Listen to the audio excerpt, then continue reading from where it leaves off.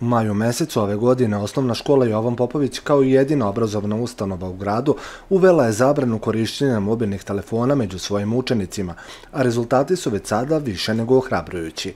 Direktorica Jelena Krvopić ističe da su promjene u ponašanju i angažovanju đaka uočljive i značajne, te da se nada da će tako i ostati sa prvim danima nove školske godine.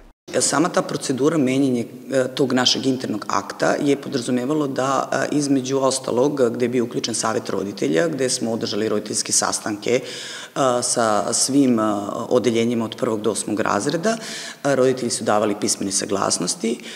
U celokupnoj toj proceduri je bilo i mišljenje učeničkog parlamenta. Znači, kao što znate, učenički parlament je sastavljen od predstavnika učenika iz svakog odeljenja. Tako da nije bilo negodovanja. Znači, ne mogu da kažem da su oni onako na neki, ne znam, da smo išli na neki otpor. Bilo je pitanja i podpitanja, negde ono što stvarno moram se pohvaliti, mi imamo zaista otvoren odnos sa našim učenicima na njihovo pitanje kada deca dobiju jasan odgovor. Zašto? Da je to za njihovo dobro, da želimo to, da želimo da ih uputimo jedne na druge, da želimo da se vrati žagor, smeh, razgovor, igra u dvorištu, apsolutno su to prihvatili i bezuslovno nam veruju.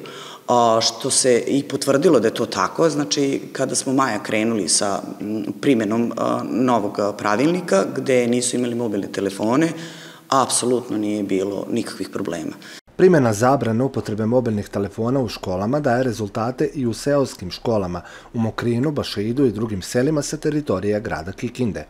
Ono što jeste bila naša ideja, znači oni su dolazili da im obezbedimo više lopti za vreme velikog odmora, ponovo smo se na terene vratili, deca igraju fudbal, deca igraju basket, nadam se da će se vratiti čuvene kocke koje smo nekad igrali, imamo mi još nekih ideja kako im osmisliti to neko njihovo slobodno vreme koje oni provode u školi za vreme velikog odmora pre svega, a za vreme malih odmora, kažem, ponovo se čuje graja u hodniku, odnosno oni komuniciraju. Nama je najveći problem što deca nisu komunicirali ono što smo mi primetili, nego su svaki slobodan moment bili na mobilnim telefonima.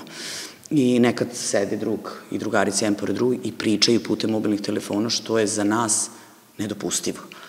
Tako da, za sada mi smo zadovoljni, naravno od 1. septembra to se nastavlja, to kažem više nije upitno, imamo još nekih ideja o tom potom, negde od 1. septembra u smislu, kažem, osmišljavanja njihovog slobodnog vremena. Inače smo škola koja puno posvećuje pažnje kako redovnoj nastavi, ali isto tako i van nastavnih aktivnostima, jer je to ono što trenutno našoj deci mislim da fali, odnosno savremeni način života, IT tehnologija, malo nas udaljava jedne od drugih, a kažem to ne bi smelo da se desi, tako da ćemo na neki tradicionalni način da probamo naše klince da uputimo, da vratimo da je živa reč najbolja i da je jako lepo gledati se u oči, razgovarati, igrati, pa i posvađati se, pa se kulturno pomiriti i to je to.